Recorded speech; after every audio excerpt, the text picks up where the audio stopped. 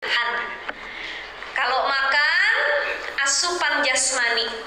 Sholat, zikir, baca Quran, asupan ruhani. Kita nggak sholat, kita belum sholat, ada yang kurang. Kayak hati kita belum dikasih makan, betul nggak Bu? Kita belum zikir, belum baca Quran, ada yang kurang ya Allah. Kok ada yang kosong di hati saya? Kenapa hati saya belum dikasih makan? Jadi sholat itu makanan ruhani. Butuh kita. Kita ninggalin sholat, ada yang hilang rasanya. Kita lalai dalam sholat, berbeda rasanya vibes kehidupan kita. Itu yang harus kita ubah. Pertama, jadikan sholat sebagai kebutuhan. Siap Bu? Insya Allah. Yang kedua, agar sholat kita, khususnya sholat 5 waktu nih, yang sunnah pinggirin dulu, yang wajib ini. Bagaimana agar sholat wajib kita bisa diistiqomahkan? Ada orang sebenarnya dia tahu kewajibannya 5 kali sholat dalam sehari, tapi yang dikerjain cuma 2. Misalkan zuhur sama ashar, atau ashar doang dia kerjain. Ada muslim yang dia beragama cuma KTP Islamnya. Betul nggak Bu? Begitu ditanya agamanya apa Bu? Islam. Nih lihat KTP saya Islam.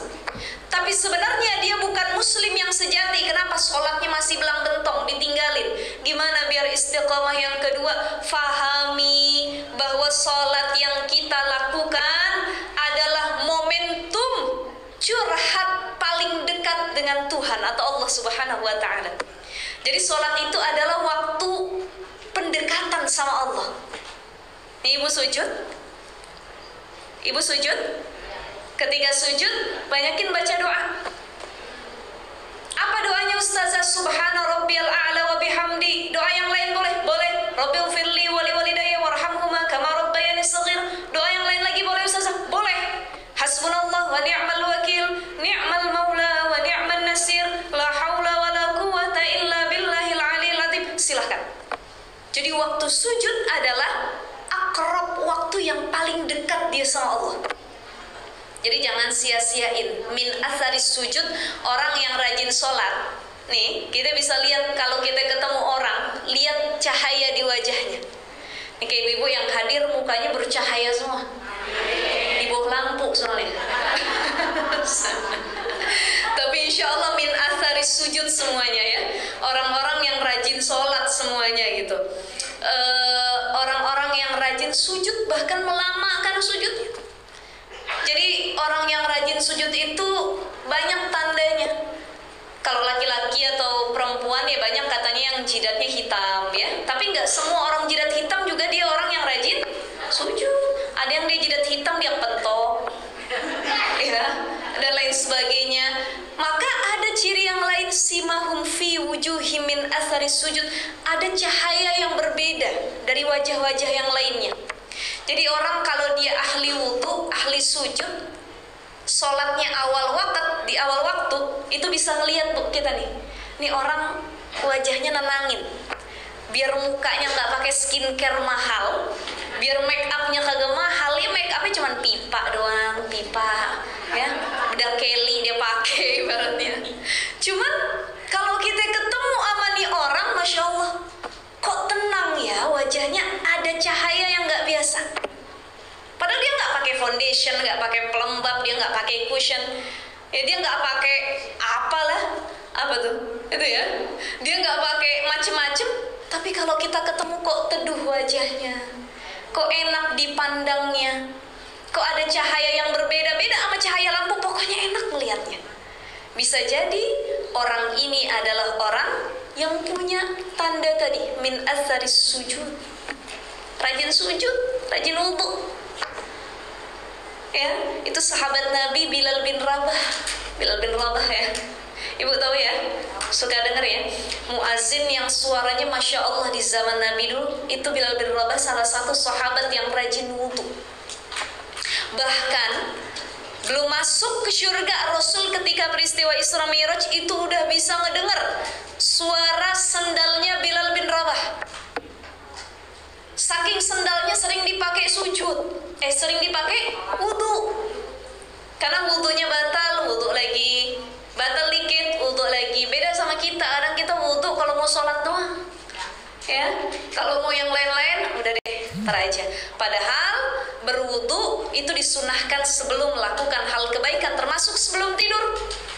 Saya ada kemarin Bu baca di satu kisah ya di TikTok, itu ada yang berkisah kemarin. Wallahu alam ini kisahnya nyata atau enggak, tapi gara-gara dia mengamalkan sunnah wudu sebelum tidur, di situ Allah selamatkan dia dari perbuatan zina. Jadi kurang lebih cerita singkatnya seperti ini bisa kita ambil ibrah juga, pelajaran ya Bu ya.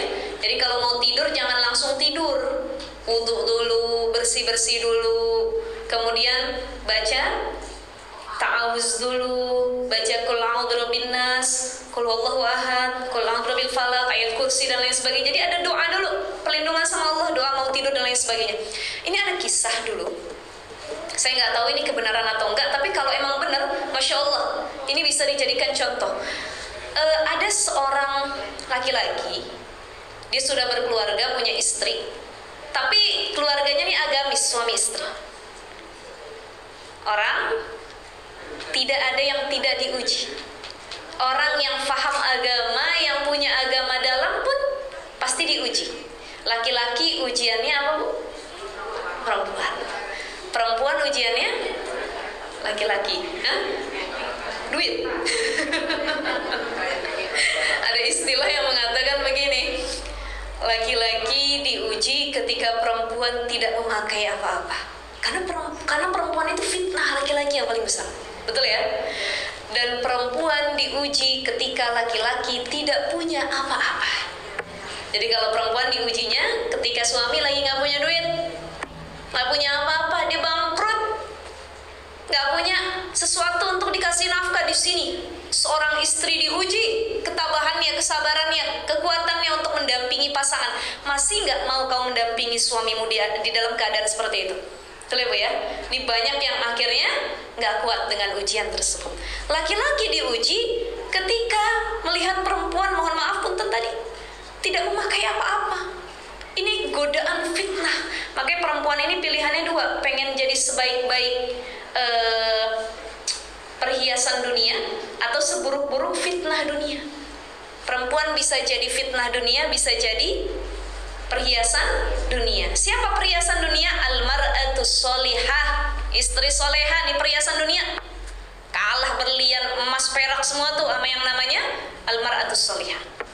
Jadi ini orang paham agama, suami istri. Tapi satu ketika suaminya diuji dengan perempuan. Jadi udah banyak kisah lah, apalagi di kota besar, orang kerja di kantor, cinlok dan lain sebagainya, ya ujiannya pasti perempuan.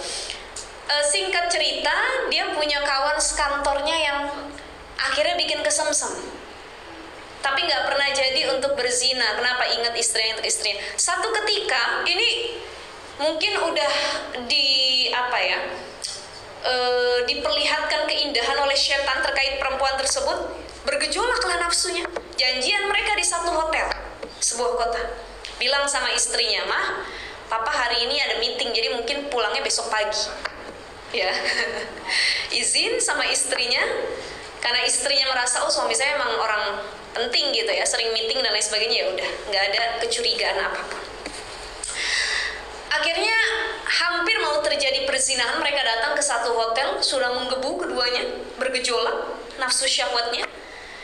Perempuan itu mandi terlebih dahulu, beres-beres, karena mereka mau memulai kemaksiatannya. Selesai perempuan itu berberes-beres, bersih-bersih, mandi, gantian laki-lakinya yang masuk kamar mandi. Dia mandi juga, bersih-bersih, dan dia punya kebiasaan wudhu, karena dia ingat itu malam, dia wudhu. Saat dia sudah mandi, bersih-bersih, kemudian dia wudhu,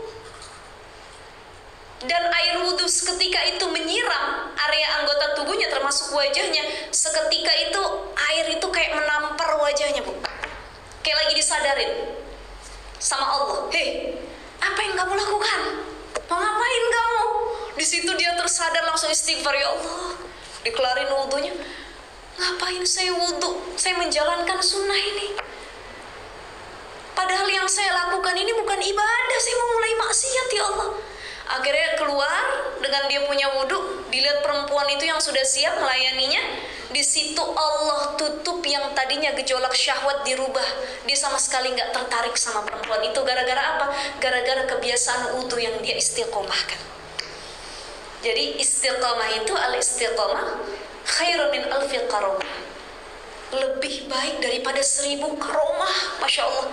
Jadi orang-orang yang istiqomah dalam hal apapun, mau dia wudhu, sholat, zikir, baca Quran, ada karomah, kemuliaan, penjagaan, keberkahan dari Allah bagi orang-orang tersebut. Gak jadi bu, dia zina, padahal udah siap dikit lagi pulang ke rumah. Bersyukur dia sama Allah, ya Allah, mungkin gara-gara dia mendawamkan dan istiqomah dengan wudhu tersebut, amalan tersebut. Ini salah satu bentuk rahmat Allah. Makanya kita juga perlu untuk istiqomah dalam hal apapun. Ibu-ibu di sini ngaji istiqomah, ya?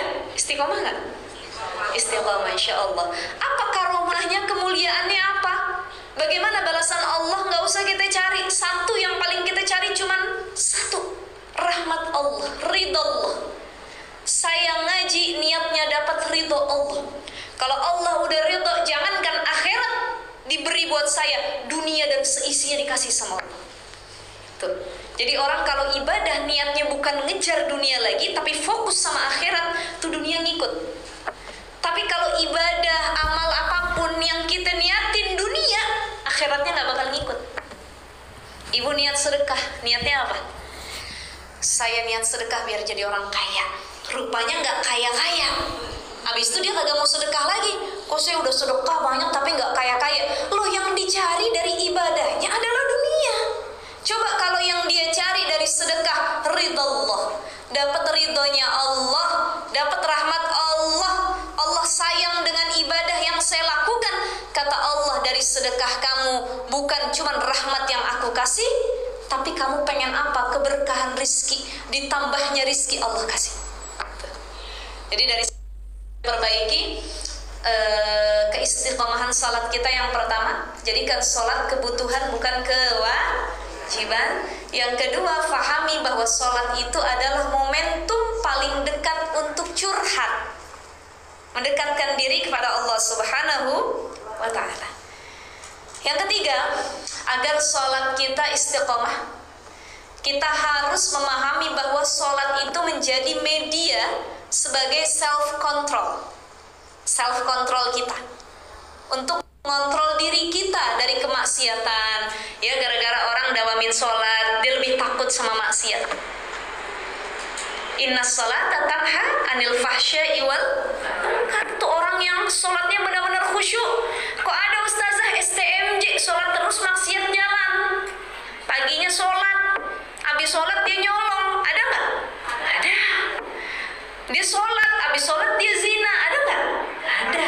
Berarti sholatnya tidak dimaknai dan diistiqomahkan dengan sebaik mungkin. Untuk khusyuk dalam sholat susah apa enggak, Bu? Susah nggak? Ibu kalau lagi sholat yang dipikirin apa? Macam-macam ya? Banyak ya? Ya Allah, kita baru takbir Allahu Akbar tuh udah kepikiran kemana-mana. Jemuran tadi kehujanan apa kagak? Siapa yang ngangkat jemuran tadi? Tuh kepikiran tuh. Baru takbir awal baca Fatihah yang dipikirin jemuran. Kita maju lagi ke ruku, Allahu Akbar, begitu ruku. Ngelihat mau kena di samping kita, cakep bener, mau kena beli di Tamrin apa Tanah Abang nih dan lain sebagainya. Wah, itu banyak tuh masuk pengaruh-pengaruh bagi pikiran kita untuk tidak khusyuk ketika sholat. Makanya sebelum sholat itu ta'awuz dulu. A'udzubillahi minasyaitonir rajim. Minta perlindungan sama Allah, ya Allah, lindungi aku dari pikiran yang tidak khusyuk, ya, dari gangguan syaitan dan lain sebagainya. Jangankan kita, Bu, Ibu tahu mantunya Nabi sekaligus sepupunya, namanya Ali bin Abi Thalib. Ali bin Abi Thalib ini anaknya Abu Thalib, sepupunya Nabi, mantunya Nabi juga, suaminya Siti Fatimah. Satu ketika Ali bin Abi Thalib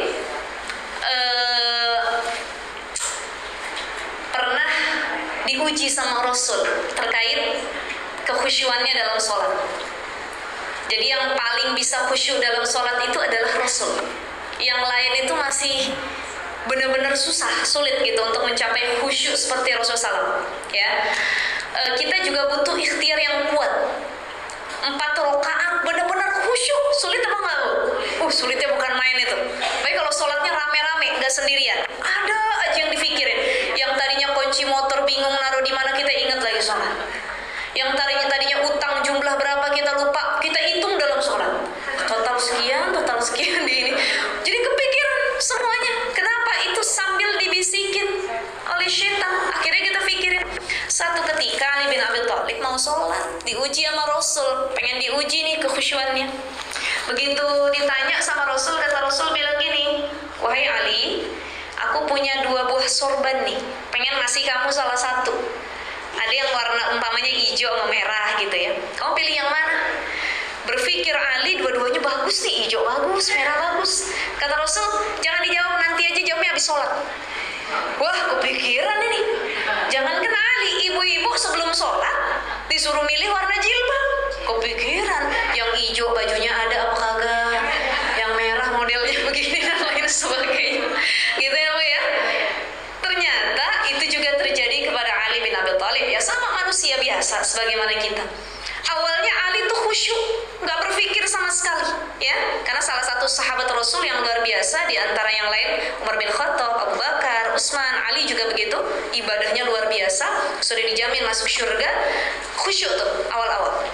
Begitu di akhir mau salam, keingetan sama sorban yang 2 biji tadi, hijau apa merah, hijau apa merah. Selesai salam langsung datang kepada Rasul menjawab, ya Rasul, yang hijau aja dah. Di situ Rasul langsung ketawa ya. Ketawanya Rasul tuh, wahai Ali, ternyata kamu ketika sholat mikirin warna sorban tadi yang pengen dipilih ya. Aku cuma nguji aja, pengen tahu khusyuk atau tidak. Nah ini karena untuk mencapai khusyuk dalam sholat sulit. Tapi insya Allah kita mudah-mudahan dimudahkan ya, karena orang-orang yang khusyuk dalam sholatnya, yang istiqomah 5 waktunya benar-benar dia lakukan, insya Allah ini menjadi self control yang menghalangi kita untuk berat melakukan maksiat. Dipikir lagi, cocok atau enggak, pantas atau enggak, gitu ya Bu ya. Nah kata Imam Al-Ghazali pernah mengatakan begini, seseorang dikatakan memiliki potensi sikap istiqomah itu ketika ia mampu melakukan sesuatu pekerjaan atau ibadah 3 kali secara berturut-turut. Jadi seseorang bisa dikatakan dia istiqomah ketika amalan atau ibadah tersebut mampu dia lakukan 3 kali berturut-turut. Misal bangun malam sulit, tahajud, tapi 3 malam berturut-turut nih ibu-ibu bisa ngelakuin itu. Wah, saya coba deh istiqomah konsisten tiap malam. 3 malam berturut-turut bangun kita tahajud. Maka kata Imam Al-Ghazali, orang yang mampu 3 kali berturut-turut melakukan ibadah ataupun amalan, dia punya potensi untuk mencapai keistiqomahan, tinggal dikuatin lagi. Ya Bu ya, punya potensi. Jangan disia-siakan. Sholat malam, sedekah, apapun itu, coba didawamkan.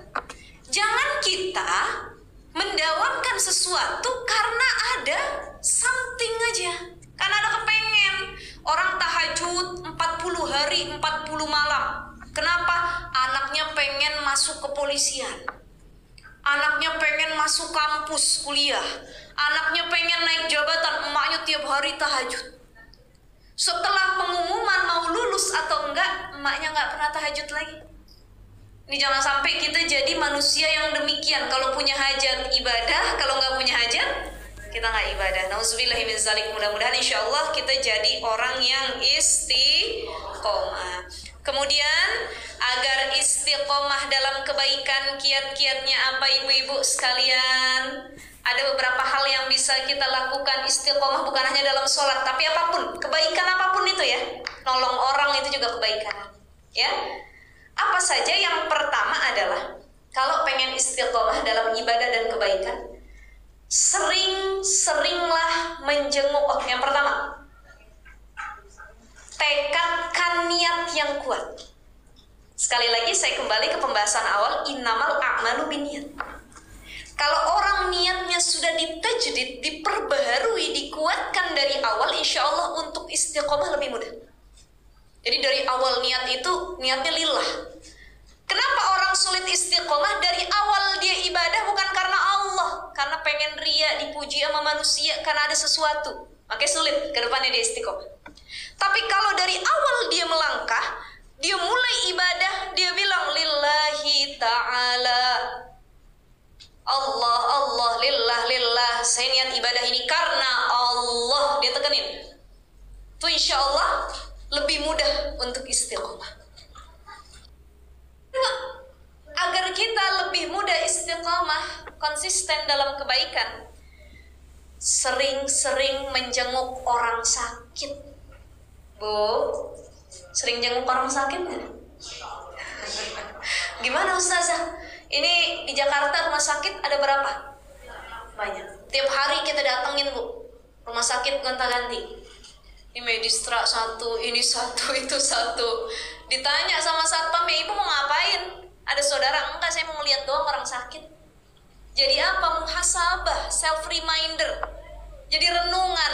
Oh, ketika saya masuk rumah sakit, banyak orang yang sakit, terbatas dirinya untuk ibadah, gak punya kemampuan lagi untuk sholat, ngangkat tangan susah, ngelihat yang di ICU boro-boro ngangkat tangan, berbicara pun tidak bisa.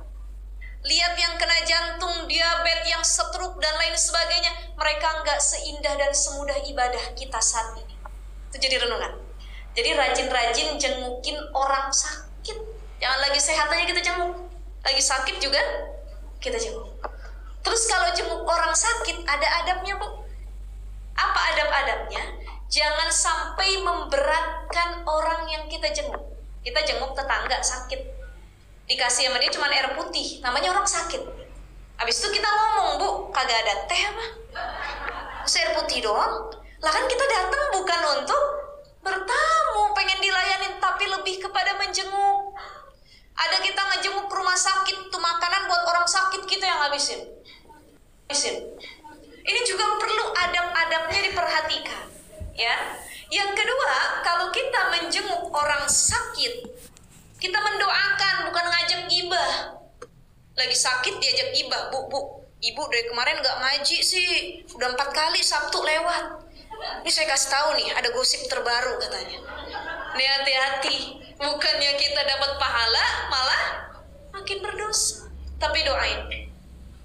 Allahumma anta syafi la shifa'a illa shifa'uka shifa'an la yughadiru saqama fa idza maridtu fa huwa yashfi. Didoain, ya Allah sembuhkan saudaraku, angkat penyakitnya dan lain sebagainya. Kita doain kebaikan, Allah balas kebaikan buat kita. Tuh. Yang ketiga, jenguk orang sakit adabnya jangan nakut-nakutin. Ada jenguk tetangga kita kena diabetes. Bu, hati-hati kena diabetes. Kemarin saudara saya kena diabetes, dipotong kakinya, habis itu meninggal, Bu. Ini yang dijenguk apa nggak tremor hatinya, dirinya gemeter dia. Saya pengennya dihibur, ya, kemudian dibawakan berita yang baik, ini malah ditakut-takutin, dibilang 2 hari lagi mati katanya. Kemarin tangga saya demam begini, mati habis itu. Wah, ini hati-hati, kita perlu menjaga hati orang yang sedang sakit. Jadi menjenguk orang sakit itu memudahkan kita untuk lebih istiqomah. Perenungan diri, ya Allah saya masih sehat, kesian dia yang sakit. Jadi saya harus istiqomah dalam kebaikan itu. Kemudian yang kedua, yang ketiga, tadi yang pertama, tekadkan niat yang kuat. Yang kedua adalah jenguk orang sakit. Yang ketiga, rajin-rajin melayat orang yang meninggal. Ya, jadi nasihat kematian ini luar biasa. Ketika ada yang meninggal, kita langsung berpikir, ya Allah, saya masih punya kesempatan untuk memperbaiki ibadah saya, untuk istiqomah. Jadi nasihat orang mati itu nasihat yang paling jelek masuk ke diri kita, Bu. Bener deh. Ini saya tausiah depan ibu-ibu. Kadang-kadang ada yang masuk kuping kanan, keluar kuping kiri. Di sini kita ingat, nyampe rumah ditanya, Bu, tadi dengar tausiah tentang apa? Istiqomah. Apa isinya? Lupa katanya. Nah, itu banyak yang begitu. Tapi kalau yang kita dengar adalah nasihat kematian, zikrul maut, ingat mati. Siangnya masih ngaji sama teman kita, malamnya dia udah meninggal. Ini jadi renungan. Ya Allah, usia nggak ada yang tahu, ya Allah. Ya, tiba-tiba lagi dengar, lagi nonton TV sama keluarga, lagi makan, ada pengumuman dari masjid. Assalamualaikum warahmatullahi wabarakatuh. Itu kan salam orang mau ceramah sama orang ngumumin kematian beda. Ya, kalau orang ngumumin kematian salamnya agak angker tadi. Wabarakatuh. Kita langsung bilang, dia mati nih. Ini baru dengar dari salamnya saja, gitu ya. Inna lillahi wa inna ilaihi raji'un. Diulang sama dia 2 kali. Kita dengerin, siapa ini yang meninggal nih? Kadang-kadang pas disebutin namanya suka kagak jelas. Siapa ini? Siapa? Ternyata si mayit itu adalah tetangga sendiri. Ya Allah. Makanya kita rajin ngejenguk orang yang wafat. Rajin kita datang ziarah kepada orang-orang yang sudah duluan nih meninggal. Itu untuk apa? Zikrul maut, biar lebih bersyukur, ya Allah, saya punya waktu untuk istiqomah dalam kebaikan. Kesian yang udah dalam kubur gak bisa balik lagi, ya Allah. Ya, Bu, mati itu enak apa enggak? Mati itu enak kan? Enak. Bukti yang di kuburan pada betah ya. Kagak ada yang balik lagi ke sini kan? Pengen ustazah cuman gak kedengeran aja gitu ya. Nah ini jadi kesempatan buat kita, mudah-mudahan kita bisa lebih istiqomah. Selanjutnya yang keempat, sedikit lagi, agar kita istiqomah dalam ibadah, kebaikan, berbuat baik apapun itu, kita banyak belajar dari kisah orang-orang solih terdahulu, para nabi, para ummahatul mukminin, salafus soleh, orang-orang soleh terdahulu tuh, para ulama-ulama ya. Bagaimana kisah hidupnya? Ada satu nabi yang luar biasa dikisahkan dalam Al-Quran, Nabi Ayub. Hartanya habis, bangkrut, ditinggal sama istrinya, anaknya meninggal, ternaknya mati semua, sawahnya terbakar, habis semua. Dia dikasih penyakit kusta oleh Allah, diuji. Tapi dalam keadaan senang ataupun susah, dia tetap istiqomah. Kena kusta, semuanya dimakan oleh binatang, nih habis kulitnya semua sampai dijauhi oleh masyarakat umatnya kala itu, kaumnya kala itu. Apa yang diucapkan oleh Nabi Ayub alaihissalam? Gak pernah ngeluh, gak pernah Nabi Ayub bilang, ya Allah, kenapa engkau beri aku ujian seperti ini? Ya Allah, kenapa engkau kasih aku cobaan kayak begini? Enggak. Nabi Ayub hanya mengatakan, ya Allah, aku yakin yang terjadi ini adalah bentuk kecintaanmu kepadaku. Engkau ingin menguji seberapa kuat imanku dikala senang ataupun susah. Satu yang aku minta, ya Allah, biar semua habis dimakan binatang nih karena penyakit kulitku ini. Tapi satu yang jangan dimakan, jangan habis lisanku untuk berzikir. Tuh. Ya Allah, kita kadang-kadang baru dikasih pegel, asam urat dikit udah ngeluh sama Allah. Ini kaki bandel bener diajak ngaji katanya. Dan lain sebagainya. Tidak dengan Nabi Ayub. Makanya kita banyak belajar dari orang-orang salih, termasuk kisah para nabi terdahulu. Ujiannya Masya Allah luar biasa. Kadang kalau kita yang dikasih ujian nggak sanggup gitu. Tapi Nabi Ayub bisa melewati ujian itu kurang lebih 18 tahun. Kita baru setahun diuji. Wow, udah marah-marah sama Allah. Itulah bedanya kita dengan para nabi. Tapi insya Allah mudah-mudahan kita bisa mencontoh keistiqomahan dalam menghadapi ujian dan tetap beribadah kepada Allah Subhanahu wa Ta'ala. Selanjutnya yang kelima adalah cari kawan yang baik, kumpul sama orang-orang salih. Ya ayyuhalladzina amanu taqullaha wa kunu ma'as shadiqin. Wahai orang-orang yang beriman, takutlah engkau kepada Allah dan berkumpullah, jadilah kalian termasuk golongan orang-orang yang shadiq, jujur, benar. Jadi cari kawan yang jujur, yang benar, yang solih, rajin ngaji, ngajak kebaikan. Itu insya Allah mudahin kita untuk istiqomah, yang baru hijrah, yang baru tobat, yang baru ninggalin maksiat, yang baru dekat sama ulama, yang baru lebih rajin ibadahnya, pengen kita istiqomah sulit, apa yang harus dilakukan? Pindah pergaulan, cari teman yang bisa buat kita istiqomah. Pengen nutup aurat, gabungnya sama yang buka aurat terus. Oh, susah kita nutup aurat. Pengen sholat, temen kita ninggalin sholat semua, susah kita. Contoh begini, ibu jalan-jalan nih, atau pergi jalan-jalan ya, satu majelis Al-Hakim ini, naik bus. Ketika perjalanan, contohnya pengen ziarah Kuali Songo, ke Jawa atau kemana ya. Ketika perjalanan di tengah jalan, kita kan melewati tol nih, ya, atau tempat-tempat rest area sedikit saja. Itu biasanya banyak yang gak mau turun sholat. Gak usah ziarah lah, kalau ziarah kan itu niatnya ibadah juga, pengen zikrul maut juga. Ini jalan-jalan misalkan, ya, ini banyak yang keimanannya diuji kala itu. Kalau yang itu dalam mobil itu ada 40 orang, yang turun sholat ada 39 orang, yang gak sholat cuma satu yang gak turun. Lama-lama yang satu nih malu apa enggak? Waduh, saya sendirian di mobil. Yang lain dari tadi sholat ini turun, sholat itu turun. Jadi malu. Lama-lama yang tadi dia kagak mau sholat, ikut sholat juga. Tapi kebalikannya, kalau yang satu dia rajin sholat, yang 39 gak mau sholat. Akhirnya, dia kagak bakal sholat. Udah deh, ribet banget, cuma satu orang doang yang sholat, yang lain juga gak ada yang sholat. Gak usah berhenti, Pak Supir, katanya. Udah.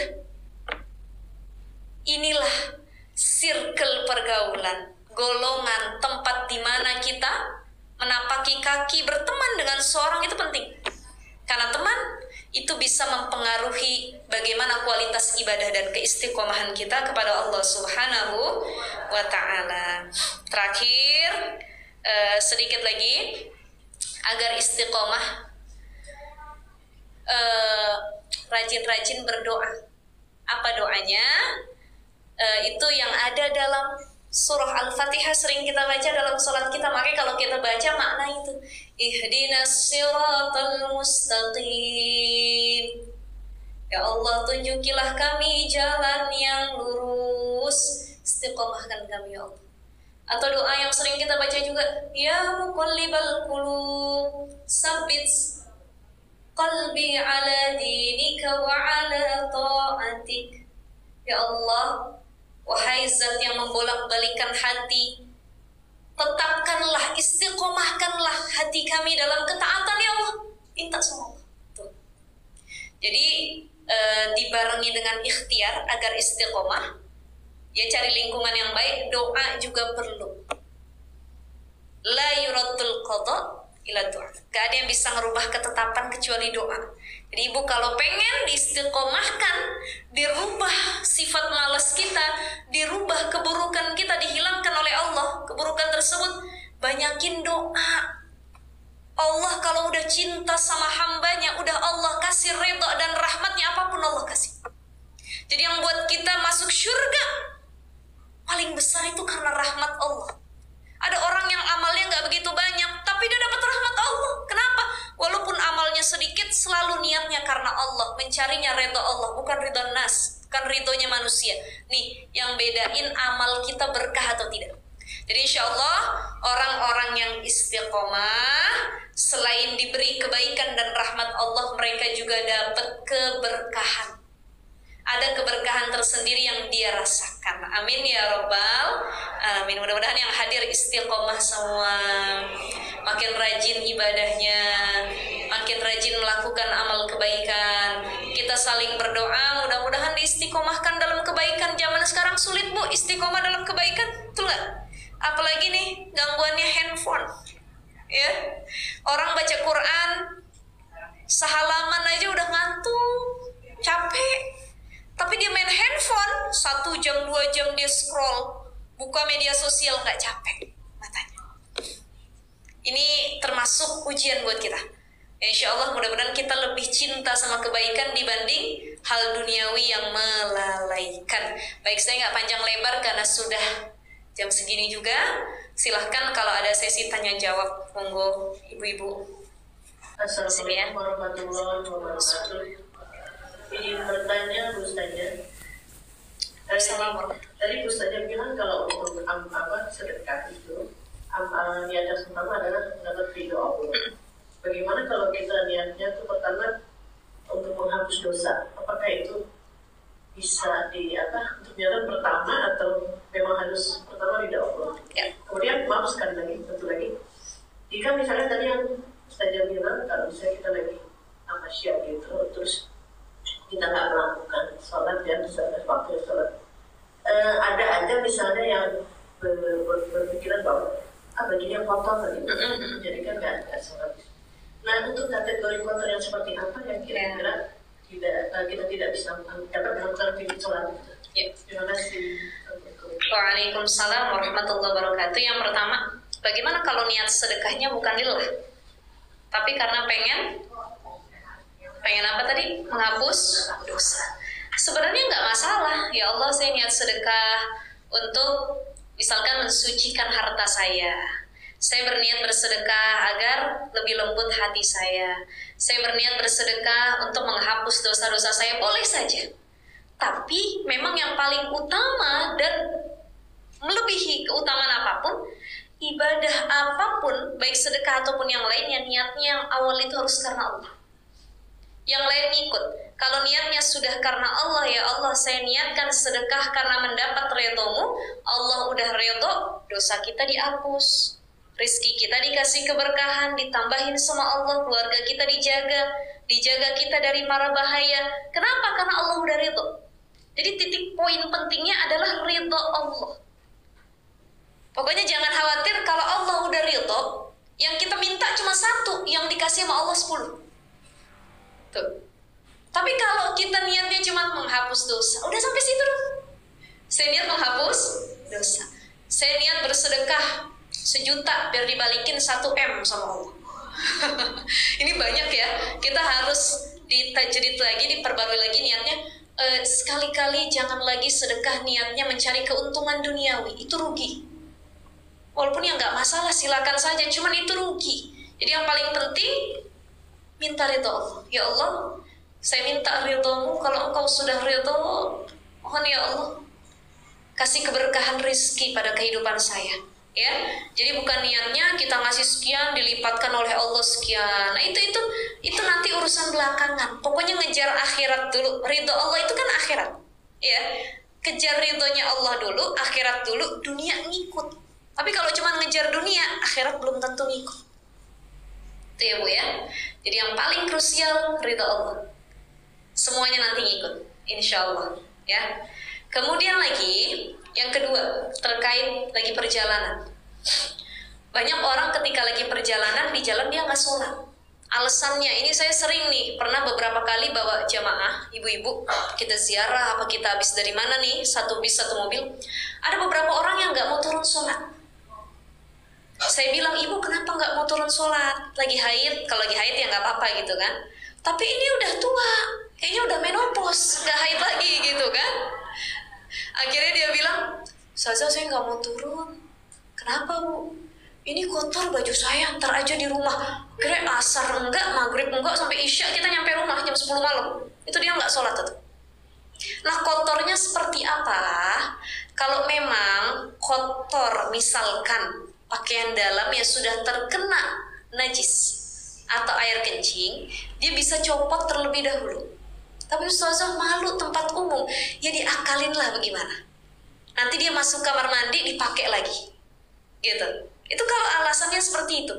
Tapi kalau ternyata keseluruhan, bukan hanya pakaian dalam, sampai bajunya, roknya, dan dia nggak bawa pengganti, maka itu diperbolehkan kalau memang sangat-sangat darurah dan bernajis sekali, sedangkan tidak sah dipakai untuk ibadah, dengan catatan dia nanti harus mengqadha sholatnya.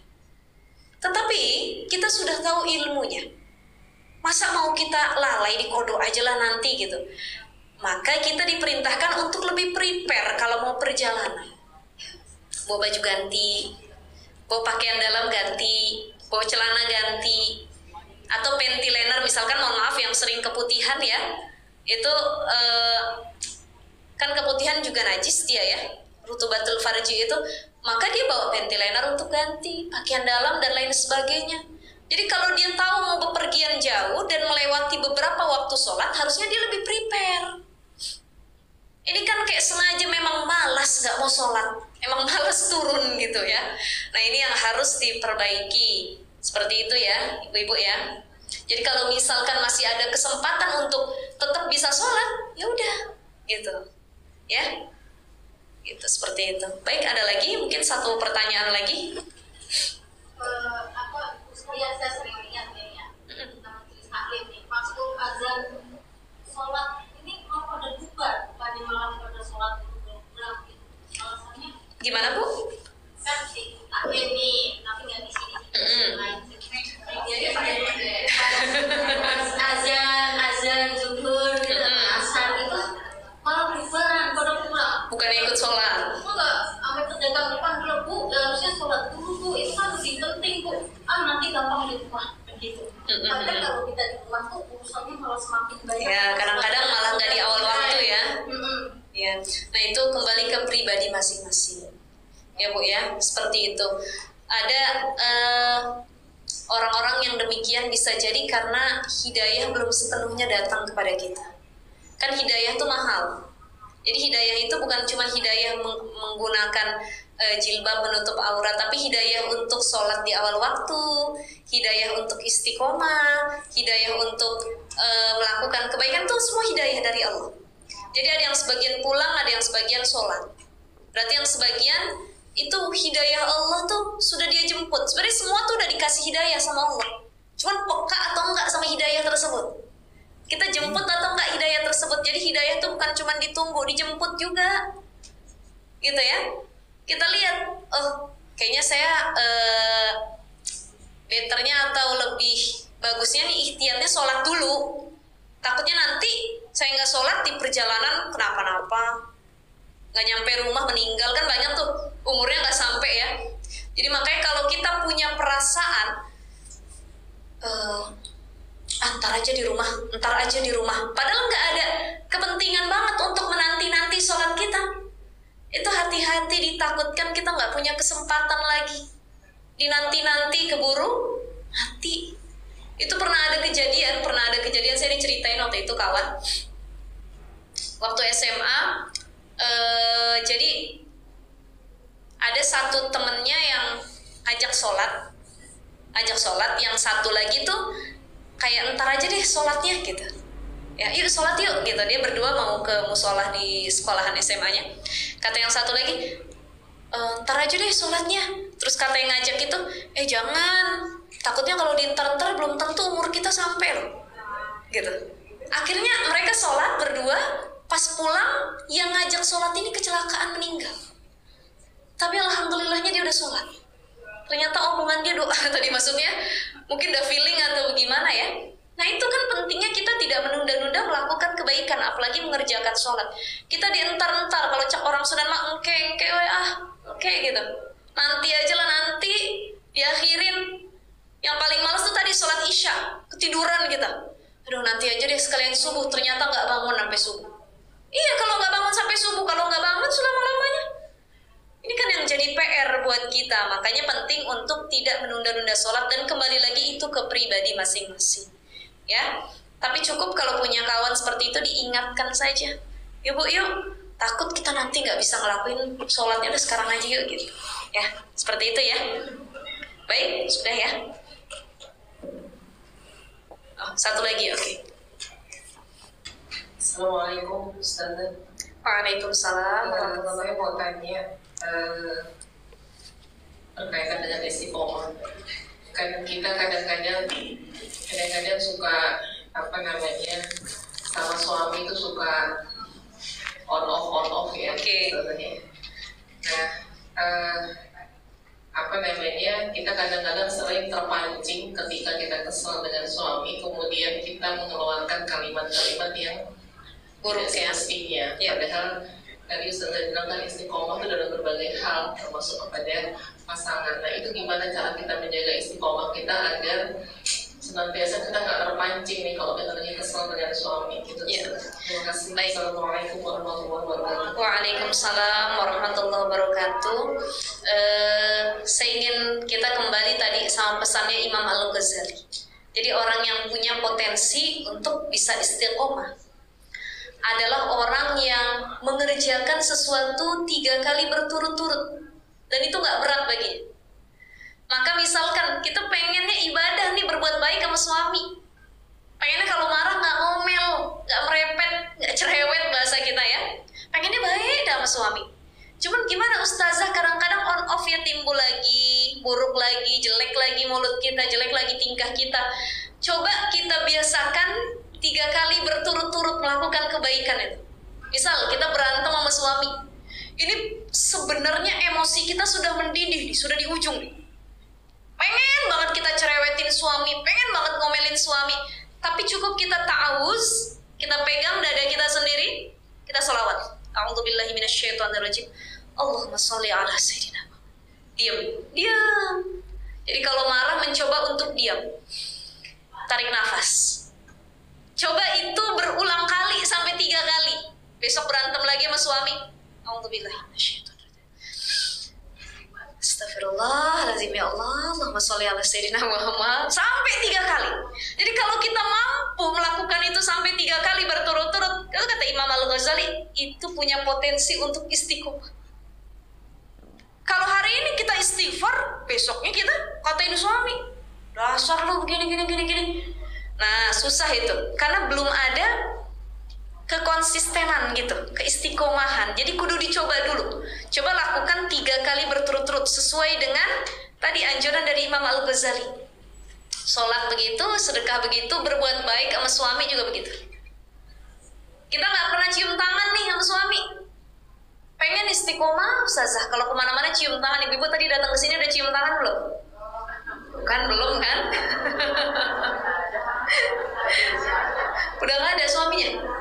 Oh nggak ada, mudah-mudahan insya Allah dikasih lagi nanti. Ya.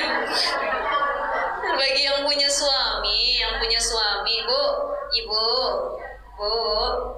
ini suami istri bersentuhannya karena Allah nih, itu bisa menghapuskan dosa-dosa. Jadi kalau pengen dosa kita banyak dihapus sama Allah, sering-sering sentuh suami. Apalagi kalau sentuhnya kita cium tangan, minta ridhonya suami, pamit izin. Aduh berat banget ustazah kalau kemana-mana pamit. Kalau dibiasakan insya Allah istiqomah. Suami mau berangkat, ayang, bahasa kita, Beb, sini Beb, bentar. Ibu manggilnya apa Bu? Hah? Hani. Kesian yang udah gak ada suami, ustazah udah gak ada suami saya, katanya. Oh Masya Allah, gimana ustazah, suami saya aja gak pernah pamit sama saya. Yuk kita yang rubah kebiasaan baik, biar kalau dia gak pernah pamit sama kita, kita yang duluan minta pamit. Ayah, ayo berangkat kerja. Iya. Jangan lupa dong ayah, salim dulu sama mama. Nah, kita yang mulai. Ya, kan ada tipe-tipe suami yang dicuek atau dilupa kadang-kadang saking buru-burunya. Istri yang kejar, langsung kejar. Ayah, kenapa mah? Cium tangan. Karena surga istri ada di suami. Tuh diistiqomahkan. Pokoknya dia mau berangkat, suami cium tangannya, doain. Suami juga cium kening istri, didoain istrinya, saling mendoakan. Maka dibiasakan 3 kali aja dulu berturut-turut. Insya Allah mudah-mudahan jadi kebiasaan, keistiqomahan yang luar biasa. Kurang lebih seperti itu ya. Udah ya. Baik, sudah ya. Mungkin sudah 3 pertanyaan ya.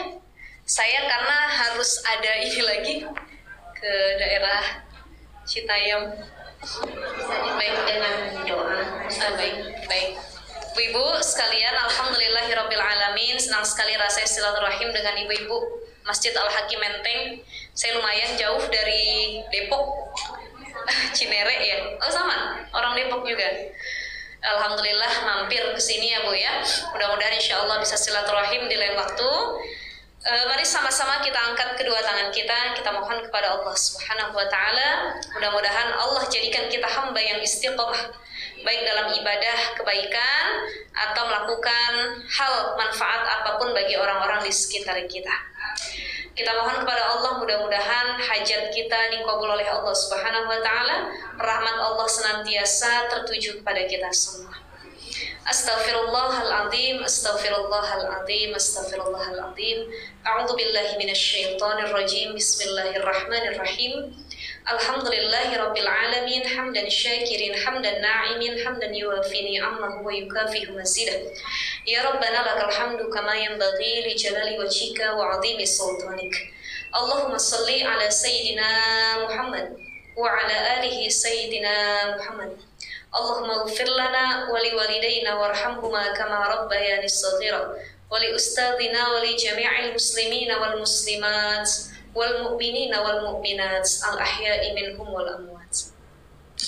Rabbana hab lana min azwajina wa zurriyyatina qurrata a'yun waj'alna lil muttaqina imama. Allahumma inna nas'aluka husnal khatimah. Allahumma inna nas'aluka husnal khatimah. Allahumma inna nas'aluka husnal khatimah wa na'udzubika min su'il khatimah. Allahumma hassil muradana wa hassil maqasidana wa sabit imanana wa tahhir qulubana wa sahih ajsadana wa kathir arzaqana bijahi sayyidina Muhammadin sallallahu alaihi wasallam wa bi barakatil walidain. Rabbana atina min ladunka rahmatan wa hayyi lana min amrina rasyada. Ya muqallibal qulub, ya muqallibal qulub, ya muqallibal qulub, sabbit qulubana ala dinika wa ala ta'atik. Sabbit qulubana ala dinika wa ala ta'atik. Sabbit qulubana ala dinika wa ala ta'atik. Rabbana atina fid dunya hasanah wa fil akhirati hasanatan wa qina adzaban nar bifadlika subhana rabbika rabbil izzati amma yasifun wa salamun alal mursalin walhamdulillahi rabbil alamin. Al-Fatihah.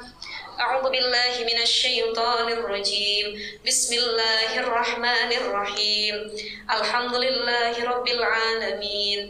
Arrahmanir rahim. Maliki yaumiddin. Iyyaka na'budu wa iyyaka nasta'in. Ihdinas siratal mustaqim. Siratal ladzina an'amta 'alaihim ghairil maghdubi 'alaihim waladdallin. Rabbana ighfir lana wa liwalidayna amin. Ibu, terima kasih banyak. Kurang lebihnya mohon maaf. Insyaallah sehat walafiat semua. Kita jumpa lagi, saling doain kebaikan ya Bu ya. Billahi taufiq wal hidayah. Wassalamualaikum warahmatullahi wabarakatuh.